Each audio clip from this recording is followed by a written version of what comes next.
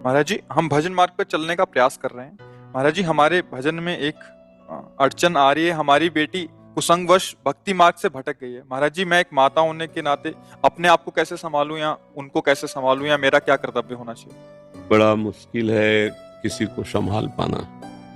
जब बात हाथ से निकल जाती, जैसे बाण छूट गया ना, अब बड़ा मुश्किल है। वो लक्ष्य भेद के ही रहेगा। ये कर्मों का बाण हाथ से निकल गया, जैसे एक बार व्यभिचार दोष में युक्त हो गया, चाहे स्त्री हो चाहे पुरुष हो, बच पाना बड़ा मुश्किल होता है, बहुत कठिन होता है। अब वो हाथ से नहीं, बच्चापन से अगर संभाला जाए तो संभल सकता है।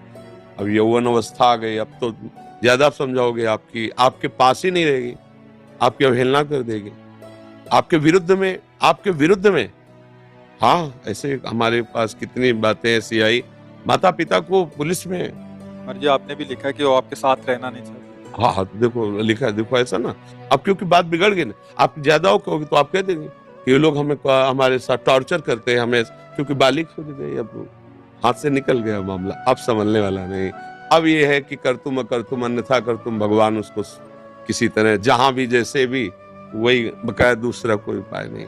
जब आदत बिगड़ जाती है, मनमानी आचरण होने लगते हैं, फिर संभलना मुश्किल होता है। ऐसा हम लोग बताए ना, घर में इतना शासन था, जबकि बुरा लगता है, सबको लगता है, बच्चों को भी बुरा लगता है, बड़ा कठोर शासन था। बेविचार रूपी दोष की तो कहीं भी किसी भी तरह से संभावना ही नहीं थी। अब क्या है, छूट दिए हो तो देखो बड़े बड़े ऋषि मुनियों का मन मचल जाता है, फिर वो तो बच्चे हैं, उनको अपना हित हित का ज्ञान नहीं, अब वो मचल गए, अब वो बढ़ते चले गए गलत की तरफ। अब वो वापस हमारे कहने से नहीं आएंगे, वही वापस कर सकते प्रभु। कोई ऐसा चोट लगे मन में कि फिर वो लौट कर तुम्हारे पास आवे कि मैं गलत थी, अम्मा मुझे संभाल लो, तो भले आपका उपदेश काम करे, ले, अब उपदेश काम नहीं करता। जब मार्ग बढ़ जाता है फिर गलत हो जाता है, हृदय स्वीकार नहीं कर पाता। तो हम बार बार प्राय घुमा घुमा करके यही सबको कहते हैं, भैया ये बॉयफ्रेंड गर्लफ्रेंड और यो लिव इन रिलेशन, दुनिया के जो नौटंकी चली है, इससे बच जाओ। ये बहुत ही बेविचार दोष को बढ़ावा देने वाली बात है। सोचो, अभी वो बच्चा है 13, 14, 15, अभी उसको अपने हित अहित का ज्ञान नहीं है, पर इंद्रियां प्रबल हो रही, उनको एक खिलवाड़ लग रहा है, उनको पता नहीं कि पाप है, ये अधर्म है, ये आगे चलकर हमारे जीवन को नष्ट कर देगा, कुछ पता नहीं। अच्छा, जैसे ये भी है कि 30 वर्ष के बाद ब्याह हो रहा है। देखो, भले सबको ये अच्छा कहे, लेकिन हमारी मान्यता में ठीक नहीं है, क्योंकि 18-20 के बाद यौवन का भारी प्रकोप होता है। भले पढ़ो लिखो, आगे उन्नति करो, पर ब्याह कर लो तो एक जगह प्रीति तुम्हारी समिट गई, आपस में बात करो, कभी मिलो जुलो, पर भले काम करो, भले पढ़ो लिखो, तो एक तुम्हारा कनेक्शन पवित्र है। अब अगर आप ऐसा नहीं करते तो मन को तुम रोक पाओ। अब 28 की, 22 की, 24 की अवस्था है, तुम कह दो कि नहीं अभी ब्याह नहीं करेंगे, तो ब्रह्मचर्य रह सकते हो क्या? तुम विषयों में रहकर, स्त्री पुरुष में रहकर और गलत चीजें देखकर मोबाइलों में तुम ब्रह्मचर्य, इसका मतलब ब्याह कर लेना चाहिए।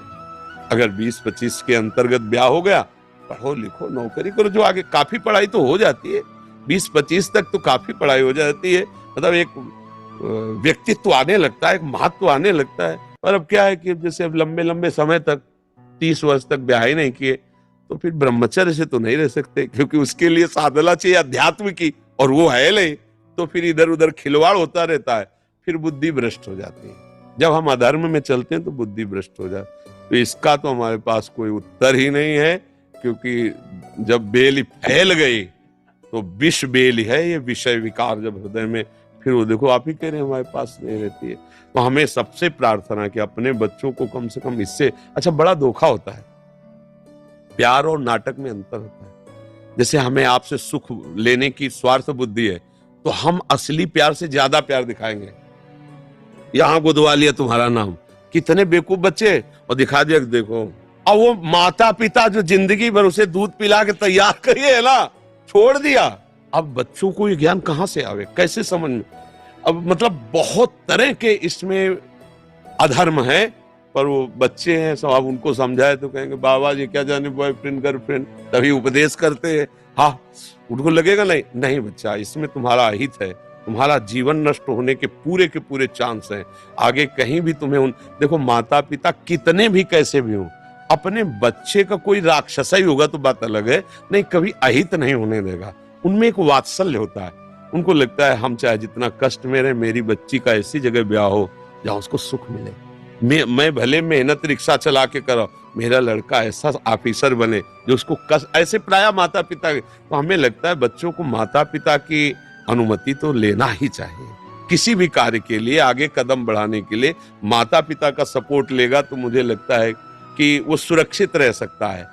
अब ये मनमानी आचरण, चूंकि बच्चापन में नहीं ज्ञान होता, हमें पता है, वो एक उन्मत्तता होती, पागलपन होता है उस समय ऐसा ज्ञान नहीं होता धर्म क्या है, धर्म क्या है। फिर दुश्मन लगते हैं माता पिता कि हमें क्यों रोक रहे हैं, हम खेलना चाहते हैं, हम मनोरंजन करना चाहते हैं, ये रोक रहे।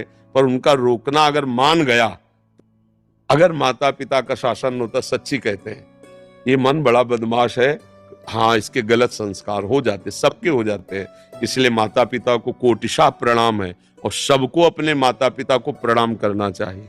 प्रातःकाल उठ के रघुनाथा मात पिता गुरु। अब तो मतलब बहुत ही विचित्र सब है, कोई भी पुत्र अपने पिता माता को सुबह प्रणाम न करता होगा। अरे प्यार से बातें कर ले, बातें सुन ले, यही बड़ी बात है।